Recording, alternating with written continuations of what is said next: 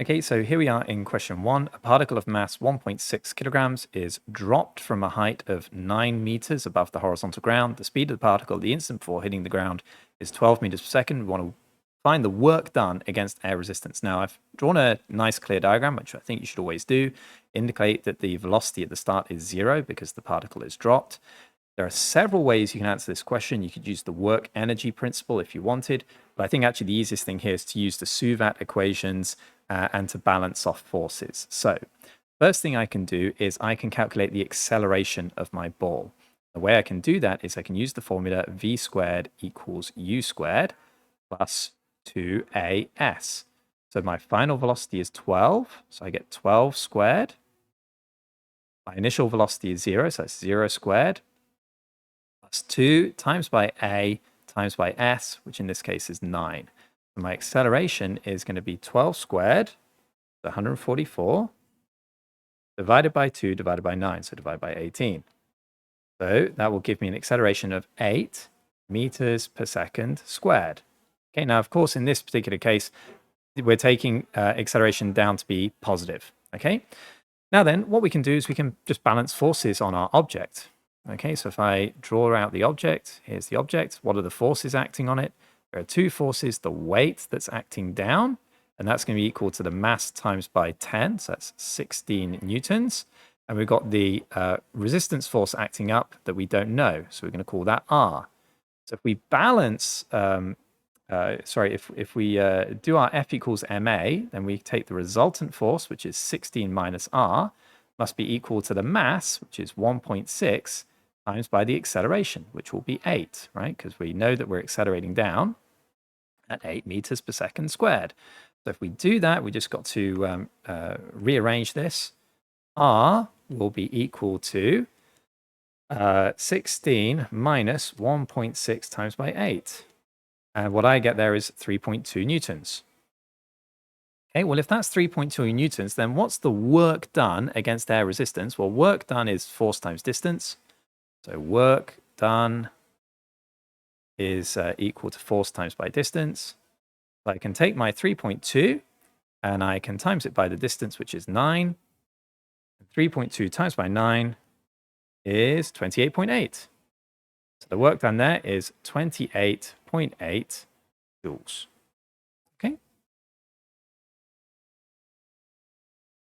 Okay, well, here's question 1 again, because I want to demonstrate how to do this using the work energy principle, and if only to help you understand what the work energy principle is. Okay, so let's state that the work energy principle states that the change in the mechanical energy of an object is equal to the work done by external forces acting on the object. Okay, what is mechanical energy? Mechanical energy is the sum of a particle's kinetic energy and gravitational potential energy, right? So half mv squared plus mgh.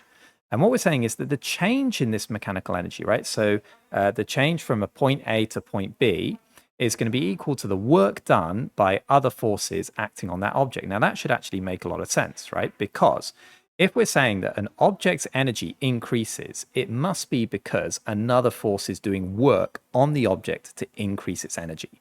Similarly, if an object's energy decreases, it must be because a force is doing work to decrease its energy state. So how can we approach a question like this?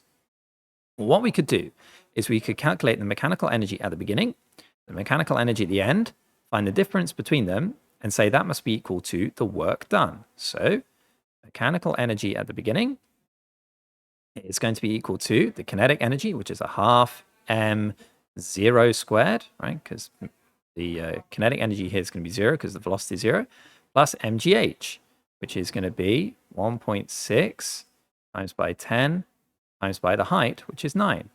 So if I calculate that all, I'm going to get 1.6 times by 10 times by 9 is 144 joules. Okay, so that's 144 joules. And if I calculate the mechanical energy at the end, I'm going to have a half the mass, which is 1.6, times by the velocity squared, which is 12 squared, plus the gravitational potential energy, which in this case is 0 because we're already on the floor. So if I calculate that, I'm going to get 12 squared times by 1.6 divided by 2, which is 115.2. Well, then what is the change in mechanical energy? Change in mechanical energy is the final mechanical energy minus the initial. So that's going to be 115.2 minus 144. And that's equal to minus 28.8. Now, let's try to understand, why is this thing negative? It's negative because my mechanical energy, my energy state of the object, has decreased, right? I've experienced a decrease in total energy. Why is that? Well, because there is another force, the air resistance, that is doing work against me, right? It's trying to decrease my energy. Okay, so the air resistance has done work that takes away energy from my object. That's why it's negative. So in our question here, we're asked to find the work done against the air resistance. What we're doing is we're thinking about it really in the opposite way. Instead of the work that the air resistance does on the object, we're kind of saying we want the work that the object does against the air resistance. It's a bit funny, I think, but that's the way it is. We therefore say that the work done against is just the positive value, which is positive 28.8 joules. Okay, and that's how we think about it using an energy consideration. I think this work energy principle is a really important thing for you guys to understand. You've probably heard me talk about it in other videos. You're going to hear me talk about it again. If you can learn this definition, this is actually going to help you an awful lot. Okay?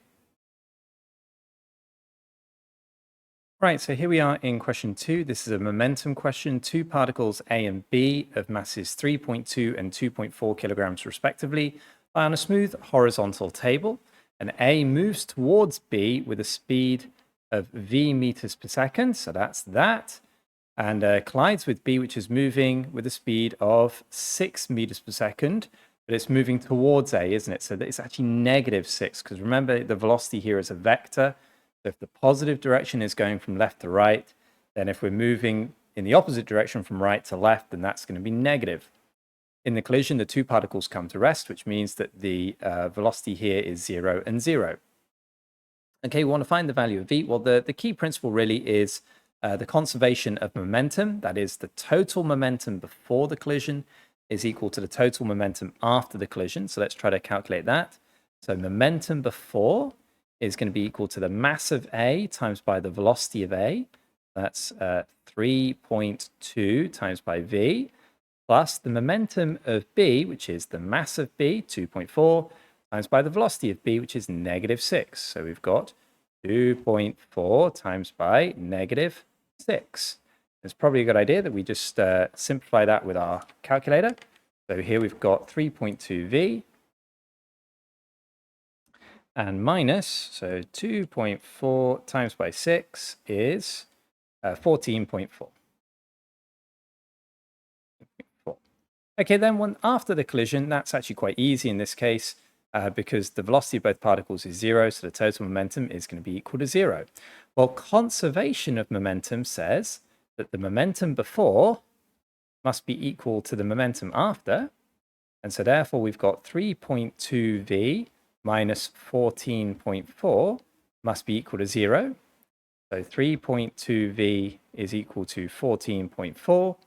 And so if we divide both sides by 3.2, what we will get is 4.5. So the velocity of the particle is equal to 4.5 meters per second. Okay, then let's have a look at part B. We want to find the loss of the kinetic energy of the system due to the collision. Well, what's the formula for kinetic energy? Kinetic energy is equal to a half mv squared. So we've got to do that for both particles. So let's do it for particle A. The kinetic energy before is going to be a half times by 3.2 times by our v, which was 4.5 squared. So, so kinetic energy before, do a half times by 3.2 times by 4.5 all squared. Let me just check that I've got that right. Yeah, that looks right. Plus the kinetic energy of B, which is going to be a half, the mass of B, which was 2.4. Okay, 2.4 times by the velocity of B, which was 6 squared. And it doesn't matter if we use positive or -6, because we're going to square it, it's going to get the same thing. So let's do this. So we're going to have 4.5 squared. 4.5 squared equals times by 3.2 equals divided by 2. Okay, so that thing is 32.4. And we are going to have 6 squared, which is 36, times by 2.4, divided by 2. And that thing is 43.2. And if I add that up with 32.4, then what I get is 75.6. And so therefore, in the collision, therefore, the kinetic energy lost is equal to 75.6 joules. Because if you think about it, 75.6 joules, because all of that kinetic energy becomes zero after the collision because the particle's not moving. Okay, so we had a total of 75.6 joules at the beginning, we've got 0 joules at the end, so therefore the amount that we've lost is the 75.6. Okay, this is question 3. Coplanar forces of magnitude 30, 15, 33, and p are acting at a point in the direction shown in the diagram where tan alpha is 4/3. The system is in equilibrium. We want to show this thing here. Well, okay. Well, the first thing I'm going to do is that tan alpha equals 4/3. I think we're just going to draw that out. So if I do that and draw a triangle, so here's 1, 2, 3. Let's draw a right angle triangle. And the side length here is going to be 4 and 3, if that's alpha, because tan alpha is opposite 4 over adjacent 3. And that means we can actually calculate the remaining side, the hypotenuse, using Pythagoras. So 3 squared plus 4 squared, all square rooted, gives us 5. So hopefully you should know that by now. That's a 3, 4, 5 triangle. Okay, well, if that's the case, then we can also write down that sine theta, or sine alpha, beg your pardon, is equal to opposite over hypotenuse. That's going to be 4/5. And cos theta, cos alpha, so sorry about that, is adjacent over hypotenuse, which is 3/5, right? Adjacent over hypotenuse. Okay. All right then.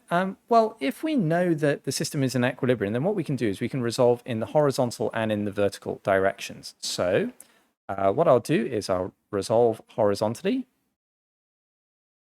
And if I do that, in fact, maybe I should work to the right so that I can still see the diagram. So let me just go to the right here. Okay. So if I'm resolving horizontally, then I'm going to take the horizontal component of this, which is 15 cos alpha. If you're not sure about that, then what I'm going to do is I'll just demonstrate it with this force here. 15 can be written as having a horizontal component, which is that, and a vertical component, which is that. And trigonometry tells us that this is going to be 15 cos alpha, and this will be 15 sine alpha. Why is that? Well, if we label this side as x and this side as y, this length here, the hypotenuse, is 15, then we can say that cos alpha will be equal to the adjacent x over the hypotenuse 15, which means that x is equal to 15 cos alpha. And similarly, if we did sine alpha, it would be opposite, which is y over the hypotenuse 15, which means that y is equal to 15 sine alpha. Now, I'm sure most of you already know that, but I think it's just worthwhile, just in case there are some people who are not quite sure about that. All right, so we've got 15 cos alpha plus the 33 cos alpha. And then we've got this force here. The component of that is going to be p cos theta, but it's acting to the left, so it's going to be negative p cos theta. So minus p cos theta. And then the last remaining force, the 30 newtons, is going to be minus 30 cos theta. Again, it's negative because it's acting in the opposite direction. Now, of course, if the system is in equilibrium, then all these forces are going to sum to 0. So now what we've got to do is we've just got to rearrange this, basically. So I'm going to bring the cos thetas all to the right-hand side. And on the left-hand side, I'm going to have 15 cos alpha plus 33 cos alpha. So that's going to be a total of 48 cos alpha.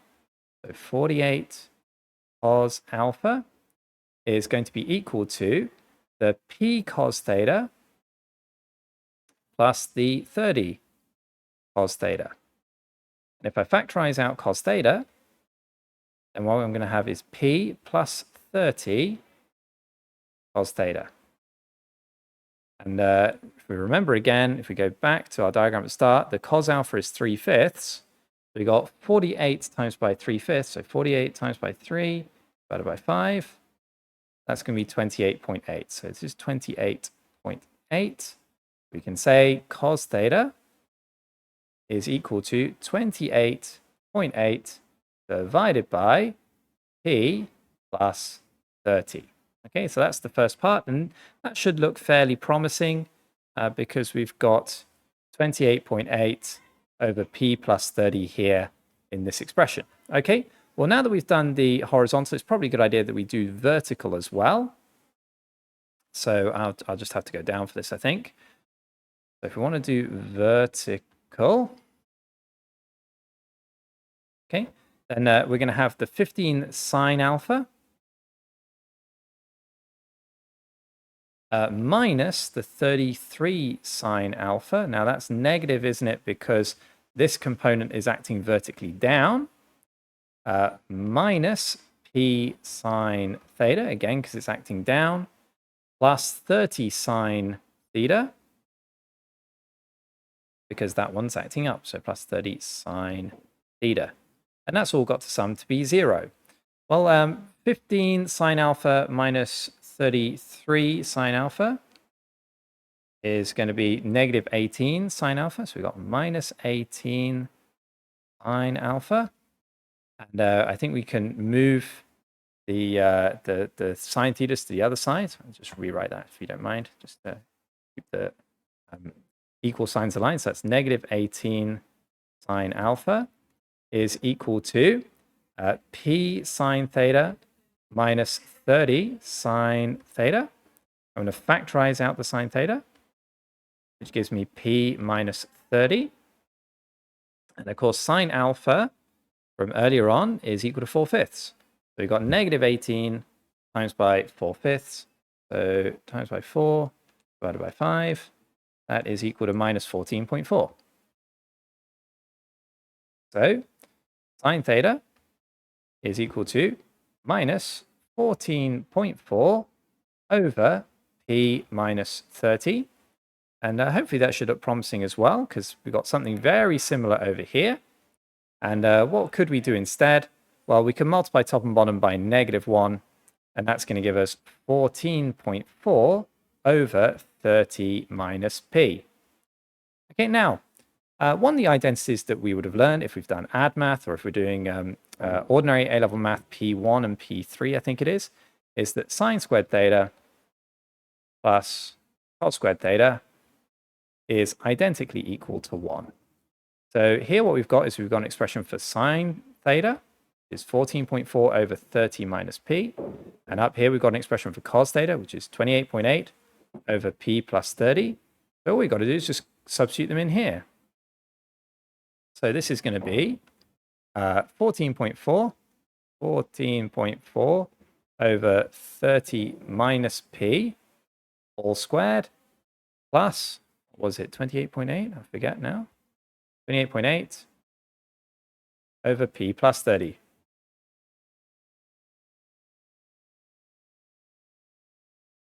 All squared. And that should be equal to 1. Now let's just check, is that what we were asked to show? Yes, it was. That is exactly what we were asked to show. All right then. So then the next part, we want to, let's just move it up, verify that P equals 6 satisfies this equation, and hence find the value of theta. Well, we just substitute in, I think. So if we substitute in P is equal to 6, we're going to get 14.4 over 30 minus 6 is 24, all squared, plus 28.8 over 6 plus 30 is 36, all squared. And basically we want to just do that operation on a calculator and show that it equals 1. So 14.4 equals, divided by 24 equals, squared equals 9 upon 25.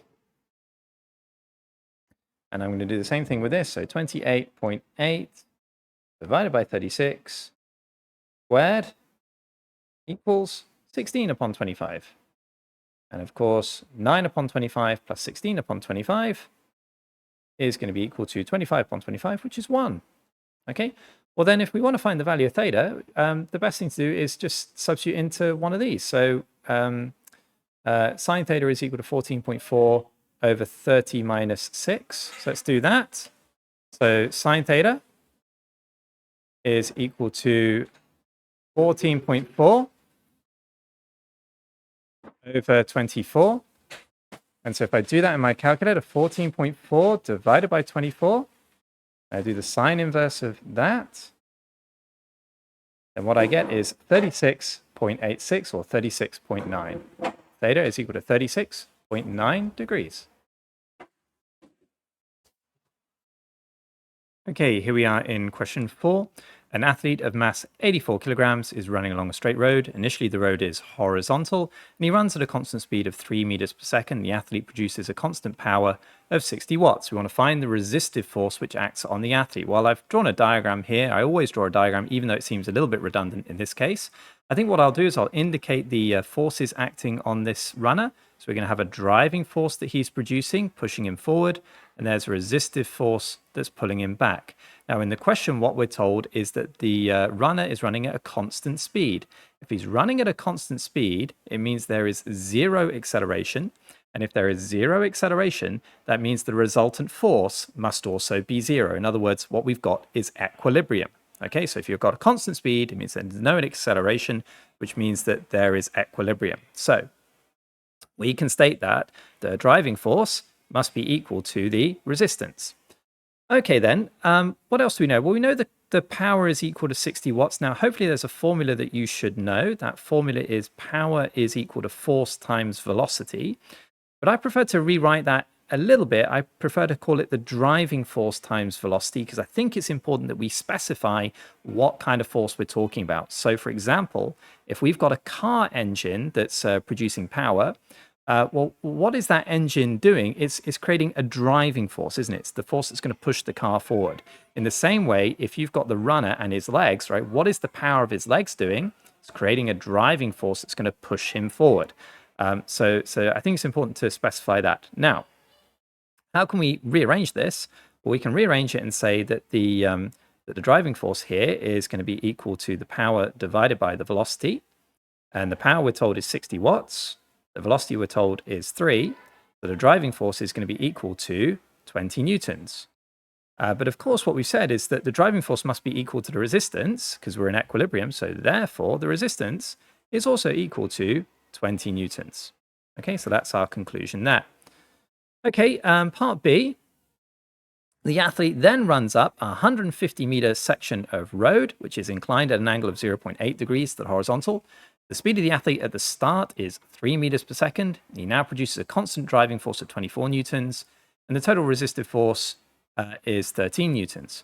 We want to use an energy method. Okay, that's very important. An energy method to find the speed of the athlete at the end of the 150-meter section of road. In other words, this thing here.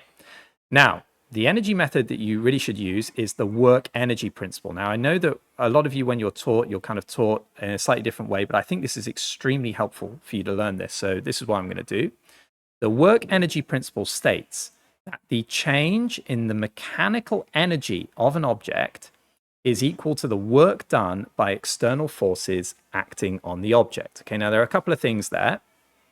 I've explained this in other videos, but I'm going to explain it again. First thing is this concept of mechanical energy. Mechanical energy, that is the summation of the object's kinetic energy and its gravitational potential energy, right? So if you ask what is the mechanical energy of an object at a particular point, you're adding up its kinetic energy and its gravitational potential energy at that point. So what does this statement mean? It means that whatever the change in the mechanical energy of the object is between one time and another, that is going to be equal to the work done by an external force acting on the object. Now, if you think about that, that should make sense, right? Because if the energy of an object increases, it must be because work has been done on that object to increase its energy state. Conversely, if the energy of an object decreases, it must be because work has been done on the object to decrease its energy. So simple example is a car, right? if a car increases its kinetic energy, where's that come from? Well, you've put your foot on the accelerator, which means that the car engine has done work to increase the energy state. If your car slows down, what's happened? Well, you've put your foot on the brake, which means the brake has done work to decrease the energy state. Okay, so I think this is really the best way for you to think. So what do I want to do? Basically, I want to calculate the mechanical energy of my runner at the very start and the mechanical energy of the runner at the end. I calculate the difference between those two things and say that's going to be equal to the work done by these two forces here. Okay, so that's what I'm going to do. So mechanical energy at the start, ME1, is going to be equal to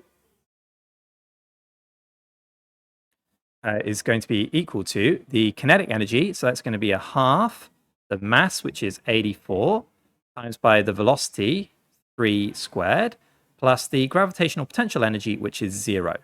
Okay, because the height here is 0. So if I multiply that out, I'm going to get 9 times by 84 and then divided by 2.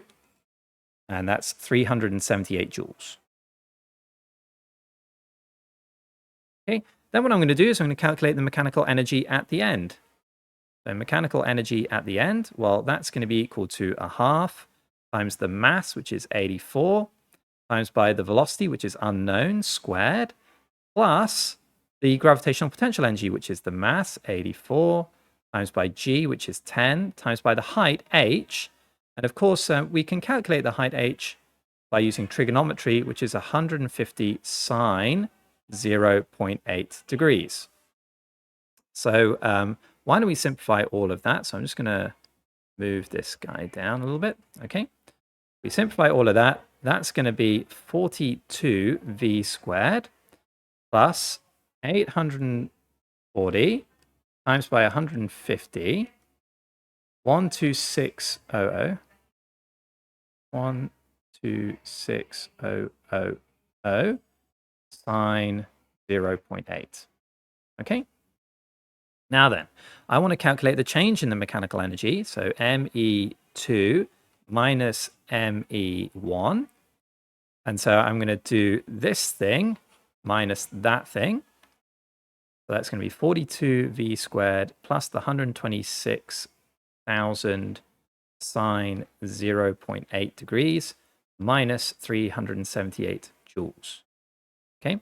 Now, why was I interested in that? Well, because what we'd said is that the change in the mechanical energy, which is this thing here we just calculated, is going to be equal to the work done by external forces acting on the object. Well, what are the external forces?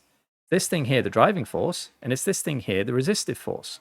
Now, we've got to ask ourselves the question, are these going to be increasing or decreasing our energy state? Well, the driving force is going to be increasing our energy state, right? That's its job. And so that's going to be positive work done because it's increasing energy. Whereas the resistive force, that's going to be decreasing our energy state because it's a resistive force. So that will be a negative work done, right? So driving force will increase energy, so it's positive work. The resistance is going to decrease energy, so it's negative work. And for each of these cases, work is force times distance. We've got 24 times by 150. And we've got to subtract from that the 13 times by 150. So what we end up with is that this long thing here, our change in mechanical energy, our 42v squared plus 126,000 sine 0.8 degrees minus 378 is equal to the work done by the driving force, which is 24 times 150, minus the work done by the resistive force, which was 13. Is it 13? Okay, yeah, 13 times by 150. Okay, this is positive because it's increasing energy. This is negative because it's decreasing the energy state. So now really all we've got to do is kind of resolve this, right? So I am going to do, 24 minus 13 is 11, isn't it? So 11 times by 150 is equal to 1650. I'm going to add 378 to that, 2028. I'm going to subtract 126,000 sine 0.8. Okay, gives me 268.76. I'm going to divide that by 42, which gives me 6.399. And then I'm going to square root that to get the velocity. And I get a velocity there, which is equal to 2.53 meters per second. Okay? All right, guys. Now, I know that my way of doing this is a longer way. And often what I have as a challenge with students is they always want to try to do things the fast way, the quick way, the thing that's going to cause them to write the less stuff. To be honest, so long as you're always getting the answer right, in a way, it doesn't really matter, right? So if you're consistently getting these questions right, then fine, do whatever way you've been taught, whatever method you're happy with. But in my experience, and I've been doing this now for a while, I think learning this concept, learning this statement by heart and applying it in a consistent way means that you are much more likely to get the right answer in the end. Because I think it's a simpler idea if you can kind of get it nice and clarified in your head. So instead of trying to worry about, is my potential energy increasing, is my kinetic decreasing, blah, blah, blah, right? Instead of worrying about any of that, what you got to say to yourself is, I've got an energy state at the beginning and I've got an energy state at the end, okay? And whatever the difference is between those two is because work has been done on my object. So I've got to then ask myself the question, well, is that work going to be positive or is it going to be negative? Okay, and I think if you think in those terms, these kind of questions actually become a lot more straightforward. Final point. I'm sorry if this is somewhat tedious for you. The final point, I really genuinely think, draw a diagram. Okay, drawing a diagram will really help you to understand the information that's there in the text. Okay, I hope that was helpful, guys. Remember, if you are liking these videos, by the way, please do like, please do subscribe. Okay, so here we are in question 5. We've got a particle of mass 0.6 kilograms placed on a rough plane, which is inclined at an angle of 35 degrees. The particle is kept in equilibrium by a horizontal force of magnitude P acting in a vertical plane containing a line of greatest slope. The coefficient of friction between the particle and the plane is 0.4. Let's just write that down straight away. So mu is equal to 0.4. Okay, we want to find the least possible value of P. Now, probably a good idea is always to draw on our force diagram. So what are our forces? Well, we've got the weight force acting down.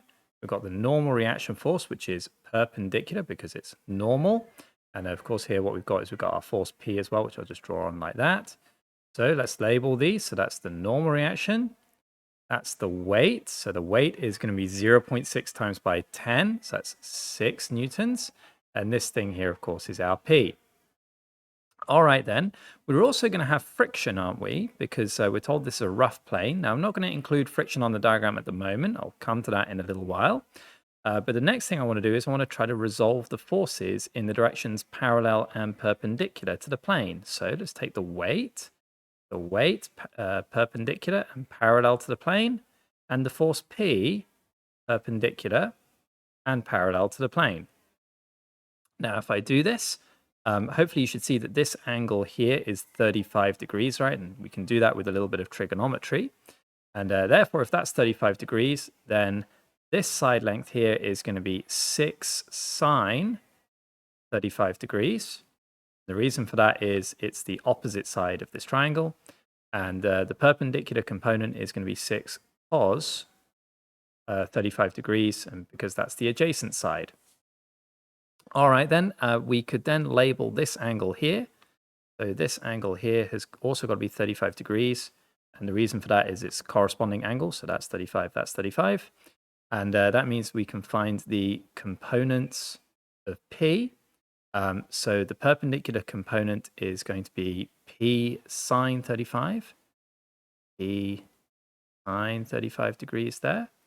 And the parallel component is going to be P cos 35. And the reason for that is cos 35. Sorry, a bit rubbish writing. That's the adjacent side. So it's cos. That's the opposite side. So it's sine. Okay. Well, the first thing we want to do is we want to calculate the normal reaction force. And the reason for that is because we need the normal reaction force to calculate the limiting friction. Okay. How are we going to get the normal reaction force? Well, we're going to resolve perpendicular to the plane. We're going to resolve in that direction. Now, what we know is that in the direction perpendicular to the plane, all the forces must sum to 0, right? It must be in equilibrium. Why is that? Well, Because if the object is going to move, it's going to move in the direction parallel to the plane, right? It's not moving perpendicular at all. And if there's no movement perpendicular to the plane, then what we know is that the sum of the forces perpendicular must be 0. I know that's a little bit overkill, but I think sometimes it's worth just clarifying that idea, right? If there's no movement in a particular direction, you know the sum of the forces must equal to 0. And there's no acceleration in that particular direction, the sum of the forces must equal 0. So let's try to resolve that. Perpendicular to the plane, we have got r minus the p sine 35 degrees minus, the 6 cos 35 degrees must equal to 0, right? Let me just try to explain the directions, right? If going away from the plane is the positive direction, then the component of p is going to be negative there, and the component of the weight is also going to be negative because they're going into the plane. Well, then we can rearrange this. Say, therefore, r has got to be equal to p sine 35 degrees plus 6 cos 35 degrees. And this enables us to calculate the limiting friction, because the limiting friction is equal to mu times by r. And mu, we're told, is 0.4. This is going to be 0.4 times by the p sine 35 degrees plus 6 cos 35 degrees. All right, then. Now, we want to think about how this object is going to move. Now, at the moment, what I'm going to do is I'm going to consider both options, right? And hopefully then it will be clear which option we're interested in. We've either got the case where the particle is about to move down the plane, right? If the particle is about to move down the plane, then we know that friction must be acting up the plane, right? Because friction opposes motion. It doesn't oppose force, it opposes motion. So if we think the particle is moving down, the friction has got to act up. Alternatively, we could have the situation where the particle is about to move up the plane. And in that particular case, then friction would be acting down the plane. Okay, so we're going to consider both of these alternatives, right? So case one, particle is about to move down, right? And what that means is, therefore, friction acts up. Okay, so that's the key thing. So let's draw that on our diagram. We're saying in this particular case, friction is going to be acting up the plane. So we can now resolve forces. We resolve forces in the parallel direction, which means that we're going to have p cos 35 going up plus the friction going up is going to be equal to the 6 sine 35 going down. So let's write that out. So resolving parallel, we have got the p cos 35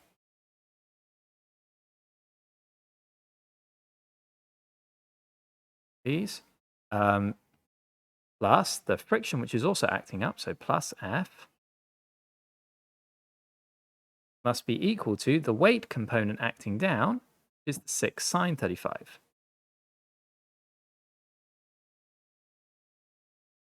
Okay. All right, then we've got the alternative situation, 2, which is the particle is about to move up.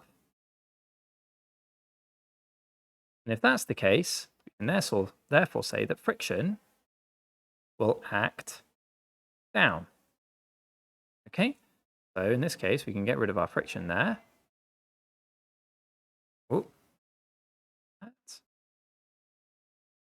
Say that friction has got to be acting in the opposite direction. So in this particular case, if we resolve parallel to the plane, we've got the p cos 35 acting up, and that will now be equal to the friction acting down and the the weight component acting down, the 6 sine 35 acting down. So what we can do is actually basically rewrite this expression here but with the F now on the other side. We can say P cos 35, P cos 35 degrees is equal to the 6 sine 35 degrees minus frictional force. Okay? All right then.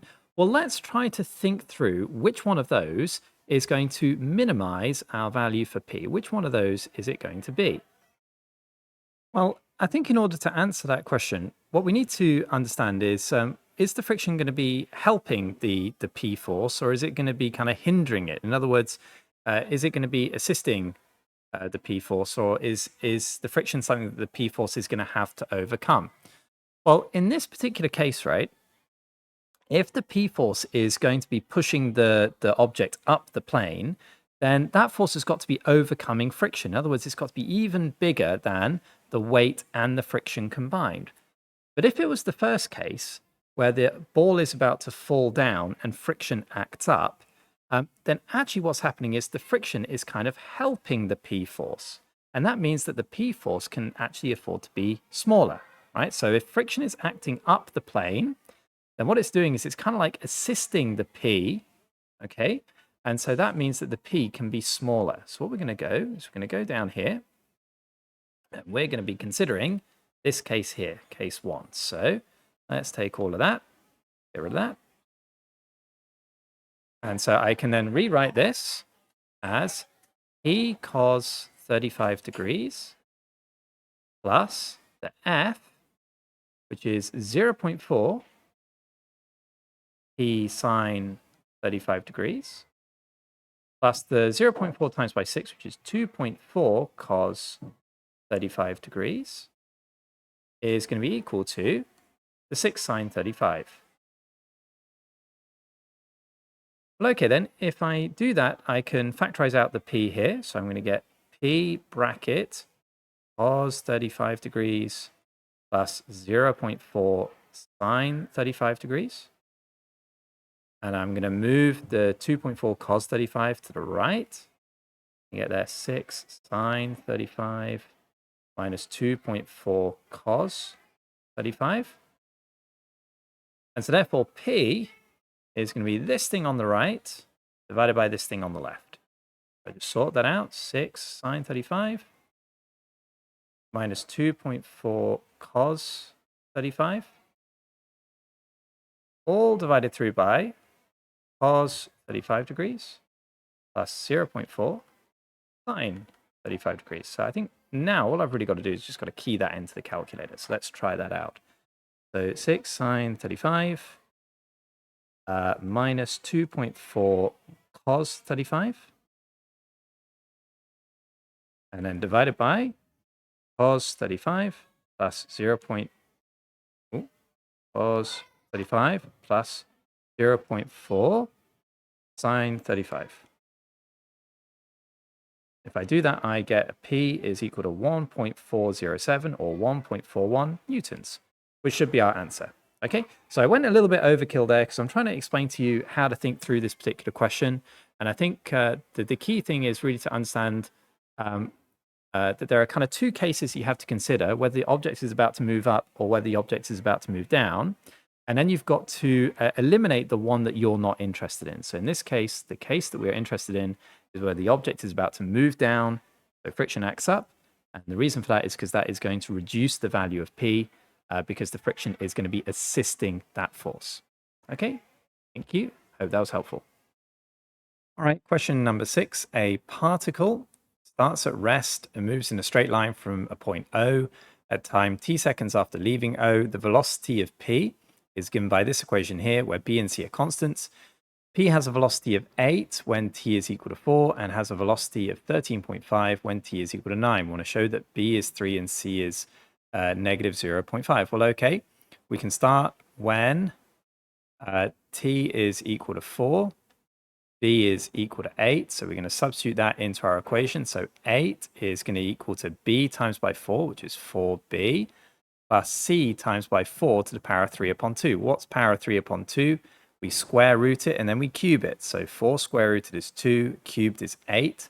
That's going to be 8c. Now you can divide that through by 4, I think, to get 2 is equal to b plus 2c, and we'll call that equation 1.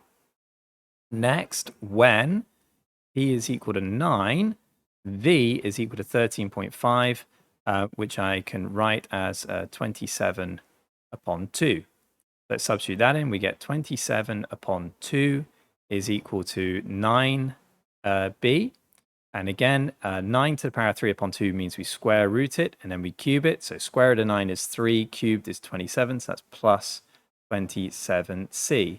Well, I think I can divide through by 9, can't I? So if I divide through by 9, that's going to become 3 upon 2, or 1.5, b plus 3c. I'm going to call that equation 2. So we've got simultaneous equations here.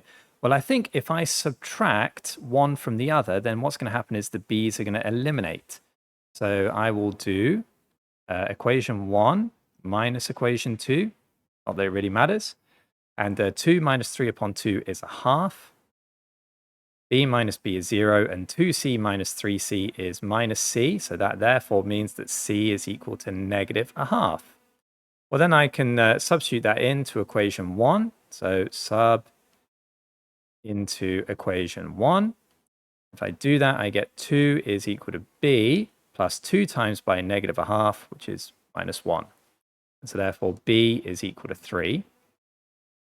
And that means that I can now rewrite my equation as 3t minus a half t to the power of 3 upon 2. So v is equal to 3t minus a half e to the power of 3 upon 2. Okay, all right then, next part, we want to find the acceleration of p when t is equal to 1. Well, what tells us the acceleration? If we differentiate velocity. Why is that? Well, because acceleration is defined as the rate of change of velocity with respect to time. So if I differentiate velocity, I'll get acceleration. So if I differentiate 3t, I get 3. If I differentiate the minus half t to the power of 3 upon 2, I'm going to get minus a half times by 3 upon 2 t to the power of a half. And this will simplify to give 3 minus 3/4 t to the power of a half. And I will substitute in when t is equal to 1. So when t is equal to 1, the acceleration will equal to 3 minus 3/4. And that's 3 minus 0.75, which is 2.25. So 2.25 meters per second squared. Okay, then part C of this question, we want to find the positive value of t when p is at instantaneous rest and find the distance of p from O at this instant. Well, what does instantaneous rest mean? It means when v is equal to 0. So what have I got to do? I've got to find out where the velocity is 0. So I'm going to go back up here. V is 3t minus half t to the power of 3 upon 2. So I'm going to set 0 is equal to 3t minus a half t to the power of 3 upon 2. And I'm going to factorize out t. So I'm going to get t bracket 3 minus a half t to the power of a half. If you're wondering how I did that there, then I'm factorizing. I've got to basically subtract 1, okay? And 3 upon 2 minus 1 is a half. Well, that gives us two solutions. Either t is equal to 0, which we're not interested in, or 3 minus a half t to the power of a half is equal to 0, which means that a half t to the power of a half is equal to 3. So therefore, t to the power of half is equal to 6. And so t will equal to 6 squared, which is 36. So we got 36 seconds there. And what we're asked to do is want to find the distance of p from O at this instant. Well, how do we get distance? We integrate, or how do we get displacement rather? We integrate velocity. Now, why is that? Because if you think about it, velocity is the rate of change of displacement with respect to time. So velocity is ds dt. So therefore, if I integrate, if I reverse differentiation, then displacement will be the integral of v dt. So I'm going to integrate this function. And if I do that, I'm integrating 3t minus a half t to the power of 3 upon 2 dt. So that's going to give me 3t squared upon 2 minus a half increase the power of t by 1, so that becomes 5 upon 2. And I divide by 5 upon 2, which is the same as timesing by 2/5. Now, I can do definite integration. If I wanted, what I could do is I could integrate between 0 and 36. I think that'd be a bit more efficient. But because I notice in the next part of the question, you actually need an expression for s, I think what we'll do is we'll do plus c here. We'll do indefinite integration, and we'll find that constant. So let's tidy this up.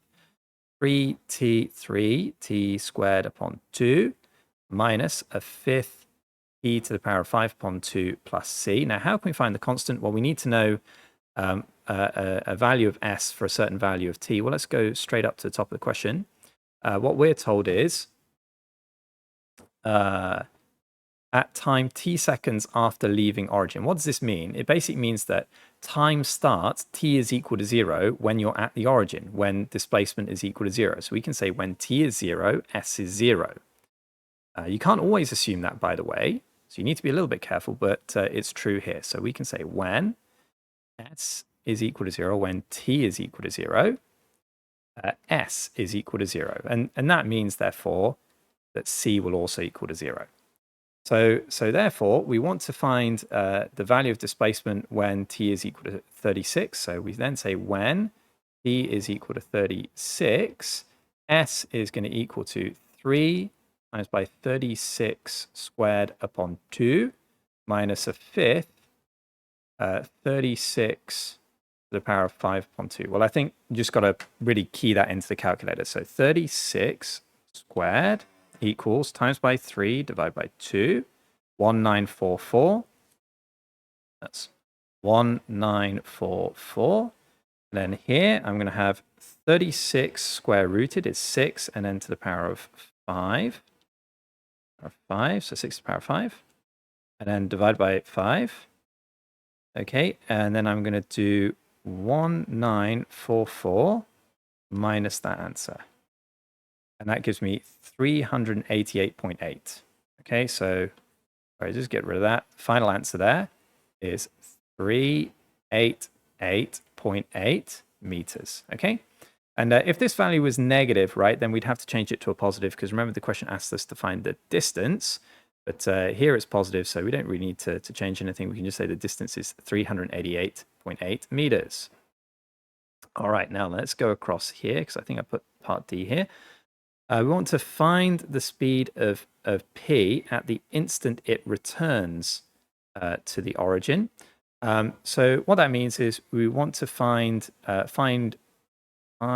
v when s is equal to 0. Okay, so first we want to find the time when s is equal to 0. So we already had our expression for s over here, right? 3t squared upon 2 minus a fifth t to the power of 5 upon 2 plus 0. So we can put that here. So s is equal to 3t upon 2 plus a fifth, or is it minus a fifth? I think it was. Better double check it in a second. Minus a fifth t to the power of 5 upon 2. Sorry, I can't quite remember, so I'm just going to double check that. 3t squared upon 2 minus a fifth t to the power of 5 upon 2. Okay, 3t squared upon 2. Okay, like that. All right, so then we want to calculate the time when s is equal to 0. So we set that equal to 0. We can factorize out t squared. That's going to give us 3 upon 2 minus a fifth t to the power of a half. Okay, and that gives us t is equal to 0, which we don't care about, or 3 upon 2 minus a fifth t to the power of a half is equal to 0. Means a fifth t to the power of a half is equal to 3 upon 2. So then t to the power of a half is going to be equal to 15 upon 2. And so then we just square that. So t will be equal to 15 squared upon 2 squared. Okay, which is 225. 225 divided by 4. Okay, well then we want to calculate the velocity at that time. How are we going to calculate velocity? Well, we need to take the expression for velocity and substitute that value of t into it. So velocity, I've got to go over here. What was velocity? velocity was 3t minus half t to the power 3 upon 2. So let's go around. V was equal to 3t minus a half t to the power 3 upon 2. So if we do that, we've got to substitute in that number. So we're going to get 3 times by 225 upon 4 minus a half. 225 square rooted, which is 15 upon 2 cubed. Okay, so now we just got to calculate that. Oh, that's going to be a bit tedious, isn't it? 3 times by 225 equals, divided by 4 equals, so that's 675 upon 4. 675 upon 4. And then this thing is 15 divided by 2 cubed, and divided by 2 equals, okay, that. So then I've got to do 675 divided by 4 minus that answer. And what I get is minus 42.1875. Okay, let me just double check that that is actually the right answer. So where have we got? Okay, so minus 42.1875 is the velocity.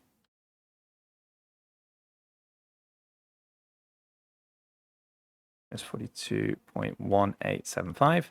But if we read the question very, very carefully, then we want to find the speed. Now, what's speed?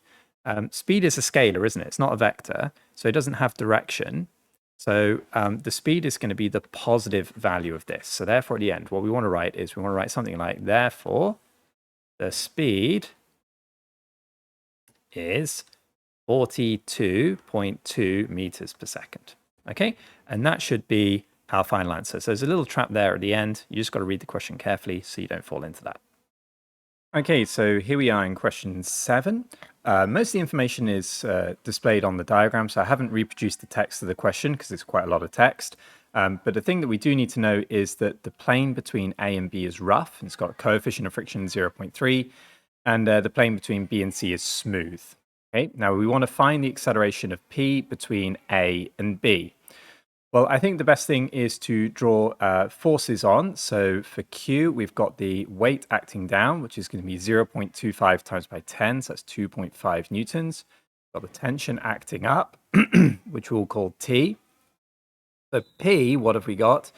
Well, we've got the weight acting down. I'm going to draw that a little bit bigger. Okay, so there's the weight acting down there.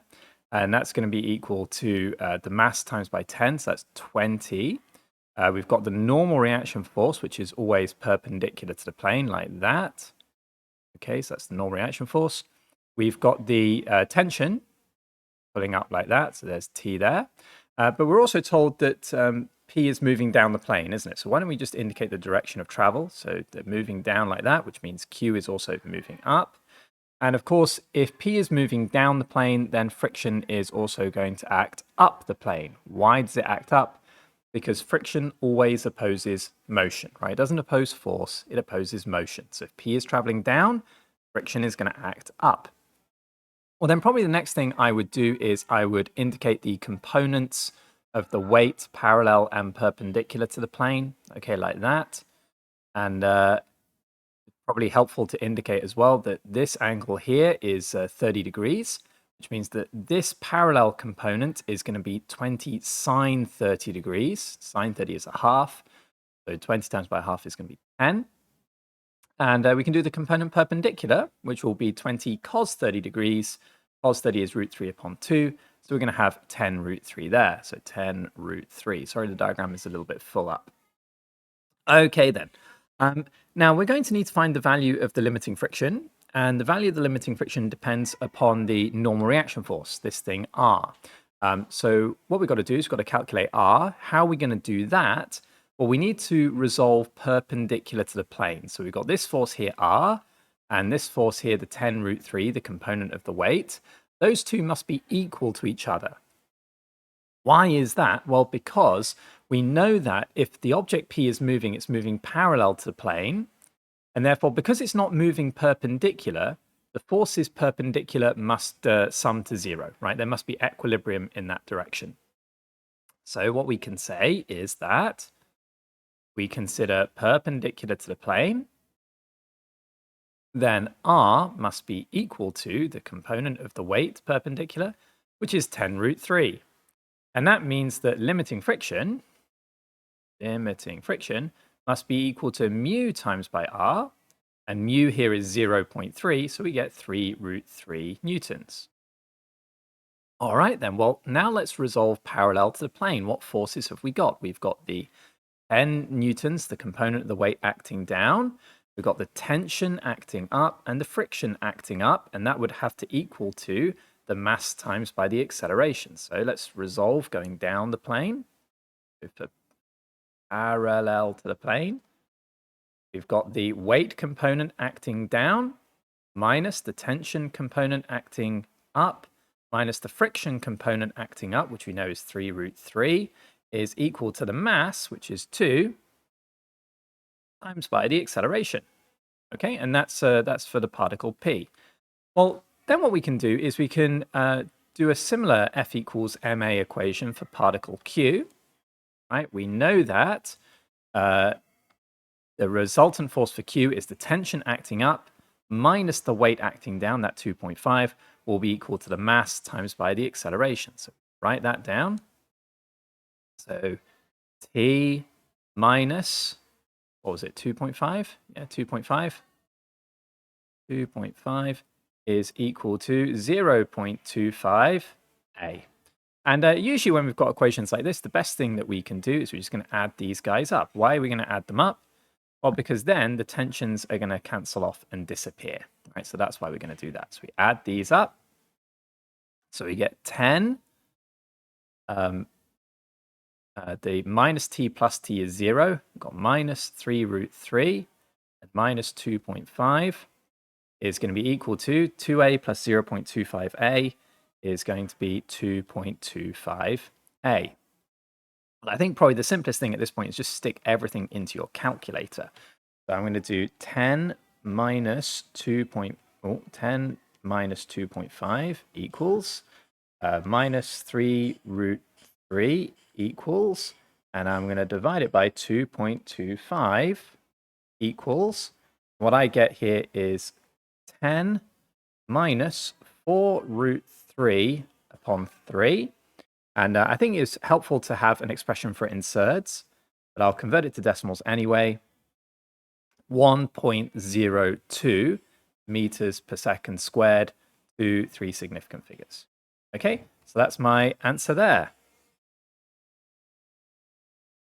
Okay, so here we are in the second part of this question. Now, really, there are two ways we can look at this. We can either use the kinematic equations, the suvat equations, or we can consider work and energy. Now, I'm going to do it using the suvat equations first, and then see if we can do it with energy second. Now, the first thing we know is that the acceleration from A to B is given by this expression here, right? We already calculated that in the previous part of the question. So I'm going to indicate that here. Acceleration from A to B is equal to 10 minus 4 root 3 upon 3. So 10 minus 4 root 3 upon 3. That means that we should be able to calculate the velocity at the point B, right? So we've got the velocity here at A, which we know is 0. We should be able to calculate the velocity at B. How can we do that? Well, we can use our v squared equals u squared plus 2as formula. So v squared is equal to u squared plus 2as. Our v is the thing that we're trying to find. Our u is 0, right? Because it's that thing there. That was our u. So we've got 0 here, plus 2 times by a, which is the 10 minus 4 root 3 upon 3, times by s, which is 0.8. And what we're going to do is just going to plug all of that directly into a calculator. So I got 10 minus 4 root 3 equals, divided by 3 equals, times by 2, and then times by 0.8. And what I get there is 80 minus 32 root 3 upon 15. And I'm not bothering to square root this, guys, because actually I don't need to, as you're going to see in a moment. All right, now the next thing is, we want to calculate the acceleration going from B to C. Why is that going to be different? Well, because we should recognize there's no friction acting on this particle anymore. So if we were to draw a force diagram, we would have the weight acting down, we'd have the normal reaction force acting perpendicular, and we would have the tension acting up the plane, no friction. That means that we've got to do a different F equals ma in order to get our acceleration. So let's do that. For particle P acting parallel to the plane, we'd have the component of the weight acting down, which is 10, minus the tension acting up, will be equal to the mass times by the acceleration. For Q, it's the same thing as we had before. We had the tension acting up the plane, minus the weight acting down, is equal to the mass times by the acceleration. So then what can we do? Well, we can add up these things just as we did before. Okay, and if we do that, then the tensions are going to cancel off. We're going to get 10 minus 2.5, which is 7.5. And we're going to get 2 plus 0.25, which is 2.25a. So then if we do that division, 7.5 divided by 2.25, we're going to get 10 upon 3. So a is equal to 10 divided by 3. So I'm going to indicate that on my diagram. The acceleration between B and C is 10 upon 3. Well, then I can calculate my velocity at C, again, using the v squared equals u squared plus 2es. It's just this time my v is the thing at C, and my u is now the thing at B, right? Because that's kind of like my initial velocity, but we're starting at B instead. So then let's just plug that into the formula. So now what we're saying is, so from B to C, just to clarify, v squared equals u squared plus 2as. Our u, or our u squared rather, is the thing we've already calculated. It's that thing. So we've got 80 minus 32 root 3 upon 15 plus 2 times by a, which is our 10 upon 3, and our s is 1.2. Okay, 1.2. So now what we've got to do is we've just got to punch all those numbers into a calculator. So let's do that. We've got 80 minus 32 root 3 divided by 15 plus 2 times by 10 upon 3 times by 1.2. Okay, and that gives me 200 minus 32 root 3 all upon 15. And now I do need to square root it because I want to get my final answer. Square root that answer, what do I get? I get 3.1045. So 3.10 meters per second squared. Meters per second, beg your pardon. And I think that should be our answer. Let me just quickly check the mark scheme. Yeah, 3.10 meters per second, or they leave it, I think, as 3.1. Okay, so now we're going to do this question again, but this time using an energy principle. Okay, so let's review the work energy principle here. Work energy principle states that the change in the mechanical energy of an object is equal to the work done by external forces acting on the object. Now, if you've seen me do other videos, you've heard me explain this already, but I'll do it again. Mechanical energy is the sum of an object's kinetic and potential energy, right? So you add those two things together. So what we do then is we calculate the change in the mechanical energy. So how do we do that? Well, we take the mechanical energy at the start and the mechanical energy at the end. We find the difference between those two, so the final mechanical energy minus the initial, and that will be equal to any work done by external forces acting on the object. And the point is that this should make sense, right? Because if my mechanical energy goes up, how has that happened? Well, some other force must have been doing work to increase the energy state. Similarly, if the mechanical energy goes down, how could that have happened?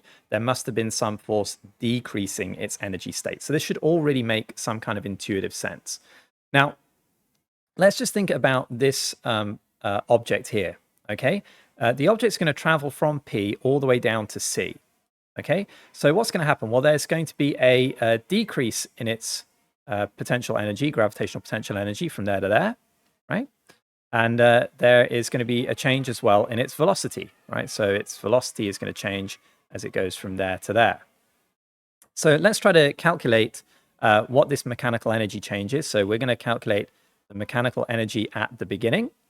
All right, so how are we going to do that? Mechanical energy at the beginning. is going to be equal to the kinetic energy at the beginning. Well, we already know the velocity at the start is 0, right? So there's no kinetic energy at the start, so we can write 0. What's the gravitational potential energy going to be? Well, it's going to be the mass of the object, which is 2, times by the constant 10, times by the height of the object. Well, how can we get the height? This thing here, the height above the point C. Well, we can use some trigonometry. This distance here is 2, right? So if we do 2 sine 30 degrees, we're going to get this height here. And 2 sine 30 degrees is going to be 1 because sine 30 is 1. So what we've got is 2 times 10 times 1.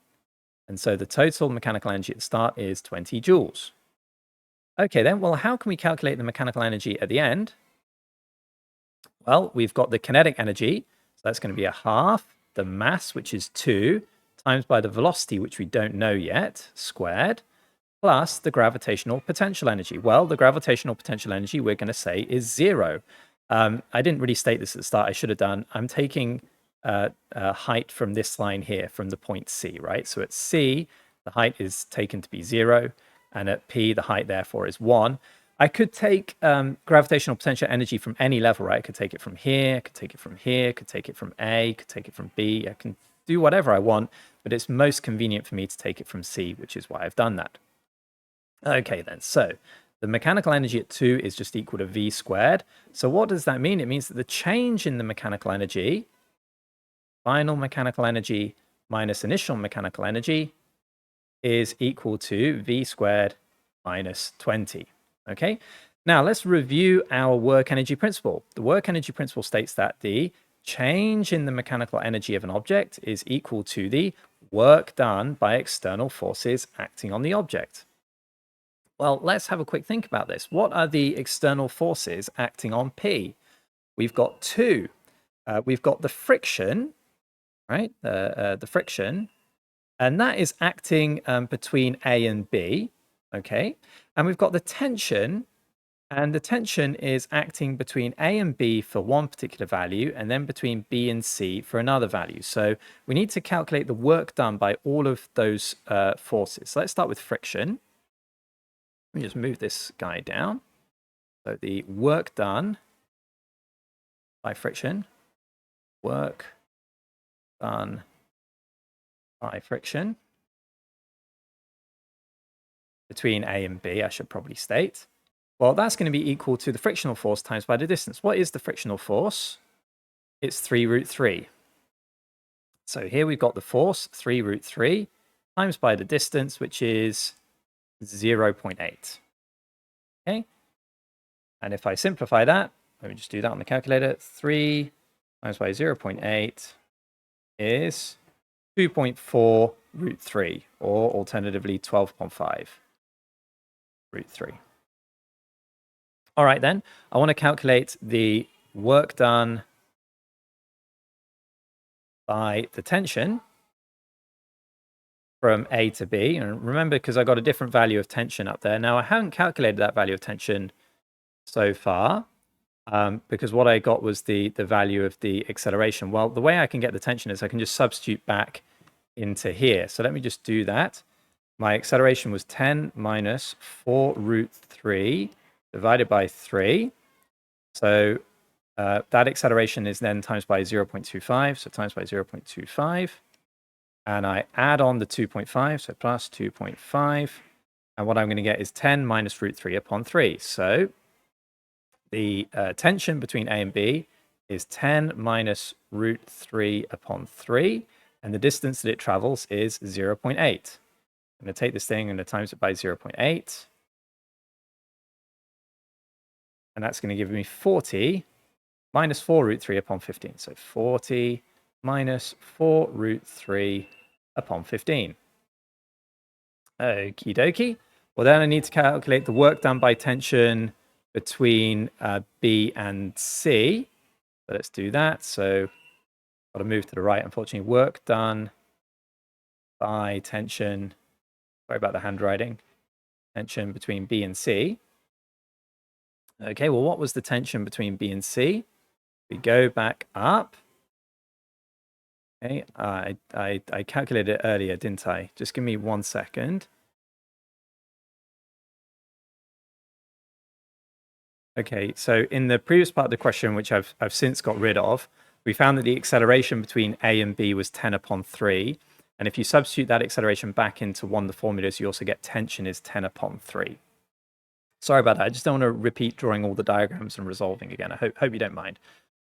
So the tension between B and C is 10 upon 3, and the distance is 1.2. Times this by 1.2. And so 10 divided by 3 times by 1.2, that is 4.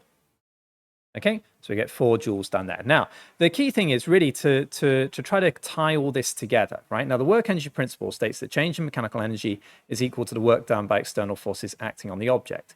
So we've already calculated our change in mechanical energy. That's that thing. And we've got these 3 different types of work that are being done. Now, what we've got to ask is, are these forces going to be increasing or decreasing our energy state? Well, friction is definitely going to be decreasing our energy. And the tension is actually also going to be decreasing our energy state, whether it's between A and B or B and C. So all of these are going to be acting to decrease the energy of the object. And therefore, what we can say is that each of these must be negative. So if I was to write this out in full, my change in the mechanical energy, the V squared minus 20, must be equal to minus the 12 upon 5 root 3, right? Because the friction will be decreasing our energy. And plus minus this thing here, the 40 minus 4 root 3 upon 15. So minus 40 minus 4 root 3 upon 15. Was that it? Yeah.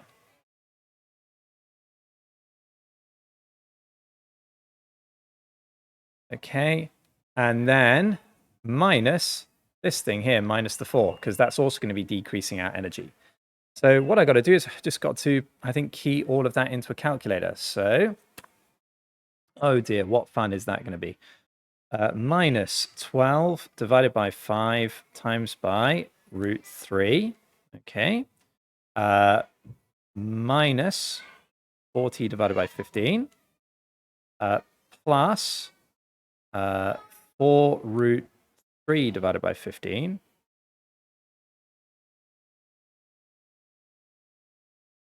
And then minus 4. And now I've got to bring the 20 on the left-hand side to the other side. So I'm going to add 20. It's going to give me that.